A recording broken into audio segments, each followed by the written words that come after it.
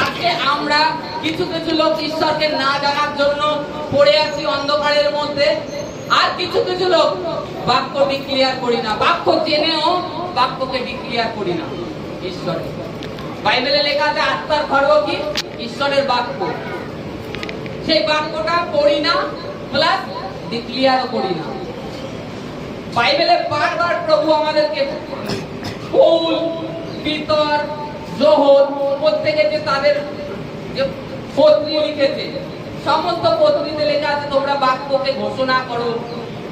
দরিদ্র গরিব যারা যেভাবে আছে তারা সেইভাবে বাক্য ডিক্লেয়ার করো। আর অ্যাকচুয়ালি যখন আমরা খ্রিস্টদের চলতে চলতে আমাদের মধ্যে অনেক রকম আত্মা কাজ করা শুরু করে দেয়। কারণ বাইবেলে লেখা আছে তোমাদের প্রথম প্রেম শীতল হয়ে গেছে। আমাদের বাস্তবিক প্রথম প্রেম প্রভুর প্রতি যে প্রেম ছিল, প্রভুর থেকে যে চমৎকার মিরাক্কেল গুলো দেখতে পাচ্ছিলাম, আজকে সেই জিনিসটা আমাদের শরীরে শীতল হয়ে গেছে। এই কারণের জন্য আমরা প্রভুর যে অদ্ভুত কার্য দেখতে পাচ্ছি না, প্রভু যে অদ্ভুত কার্য করছে সেটা দেখতে পাচ্ছি না, বোঝার চেষ্টা করছি না, নিজেদেরকে নত নম্র করছি না। প্রভু বলছে তোমরা আমার মতো হও, রূপান্তরিত হও। আমরা প্রভুকে জানছি, সুস্থ হচ্ছি, আবার সেই জগতের মধ্যে লিপ্ত হয়ে যাচ্ছে। প্রভুকে যখন আমরা পীড়িত ছিলাম, নতুন প্রভুতে এসেছি, তখন 2 ঘন্টা, 1.5 ঘন্টা, 1 ঘন্টা, কেউ আধা ঘন্টা সময় দিয়েছে।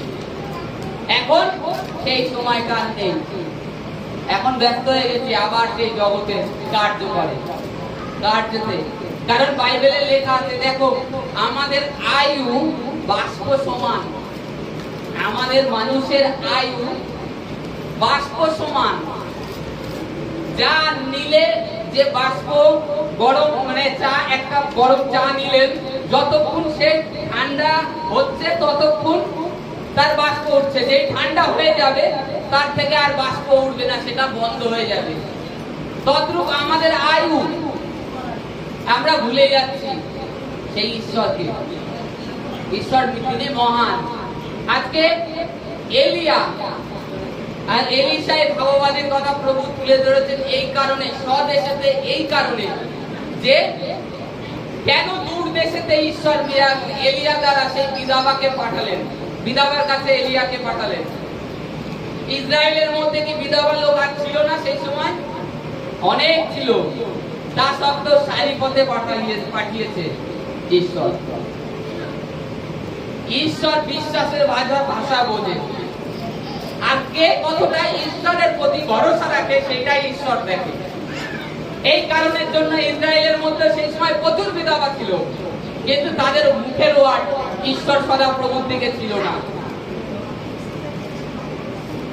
তারা নিজেদের উপরে ডিপেন্ড করত, কিংবা আদার্স যে সমস্ত বস্তু আছে তাদের উপরে ডিপেন্ড করত।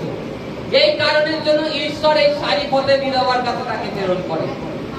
কারণ তিনি বিধবা হলেও তার মধ্যে একটা পরিকল্পনা ছিল যে এই খেয়ে মরে যাব, তাতে যা হয় হবে।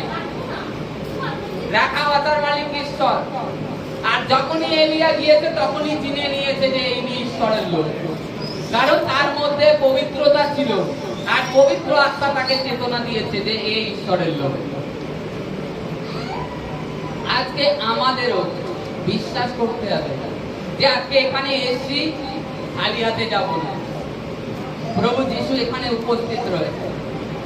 তিনি আজকে আমরা যে ব্যাধিতে থাকি, যে সমস্যায় থাকি, প্রভু আজকে আমাদেরকে খালি হাতে পাঠাবেন না, আমরা সুস্থ হয়ে যাব। অঙ্গীকার করতে হবে। এই যে প্রথমেই আমি বললাম যে ঈশ্বরের ধন্যবাদ, ঈশ্বরের প্রশংসা করতে আমাদের মুখ আটকে যায়, অথচ বাড়িতে কারোর সাথে ঝগড়া যেই বাঁধুক না, কোথায় আছে কার কোথায় জোর আছে। তারপরে তো ঈশ্বরকে, প্রভুকে আমরা জানার পরেও আমাদের নিজেদের চরিত্র, ক্যারেক্টার পরিবর্তন করি না, গালাগালি এভরিথিং দিয়ে থাকি, ভুলে যাই। বাইবেলে লেখা আছে যে আমরা যে ঈশ্বরের সন্তান, আমাদের মুখে ঈশ্বর প্রথমত এমনই পাওয়ার দিয়েছে, শক্তি দিয়েছে। কাউকে যদি আপনি নেগেটিভ ওয়ার্ড দিয়ে, অভিশাপ দিয়ে দেন, সেটা তার জীবনে হয়ে যাবে। তা আপনি ঈশ্বরের সন্তান হয়ে এটা কি করে করেন? প্রভু যিশুর দিকে তাকিয়ে সেটা করতে পারবেন তো? প্রভু যিশু সমুদায় জগতের জন্য জীবন দিয়েছিলেন, আর আপনি সেই ঈশ্বরের সন্তান হয়ে আপনি কি করে দেন? একজনের মঙ্গল কি করে চান? প্রভু যিশুর দিকে তাকান আর ঈশ্বরের প্রশংসা করতে কখনো থেমে যেন না। যখনই আপনি পিছিয়ে যাবেন, আপনাকে জগতের মায়া অভিলাষে আপনাকে চেপে ধরবে, কারণ যাদের জীবনে ঈশ্বরের বড় পরিকল্পনা আছে তাদেরকে সবসময় শয়তান চায় আটকানোর আগে, যে কিভাবে আটকানো যায় একে আটকাতে হবে প্রার্থনায় যাওয়ার থেকে, ঈশ্বরের বাক্য শোনার থেকে। কারণ এ যদি আটকে যায় তাহলে অনেক আত্মাকে আমি নরকে নিয়ে যেতে পারি, অনেক আত্মাকে নষ্ট করতে পারি। আর এ যদি না আটকায়, এ যদি চলতে থাকে, তাহলে এ অনেক আত্মাকে নিয়ে স্বর্গে যাবে। আজকে ঈশ্বর আমাদের কাছে সমস্ত পাওয়ার দিয়েছে। মথি লিখিত সুসমাচার 16:19 বলছে যে স্বর্গের চাবি প্রভু আমাদেরকে দিয়ে দিয়েছে, স্বর্গের চাবি।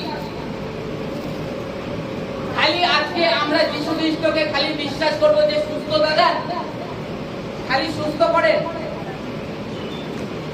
কি ঈশ্বরের বাক্যে বলছে তোমরা মন ফিরাও, স্বর্গরাজ্য সন্নিকট। মন ফিরাও মানে কি?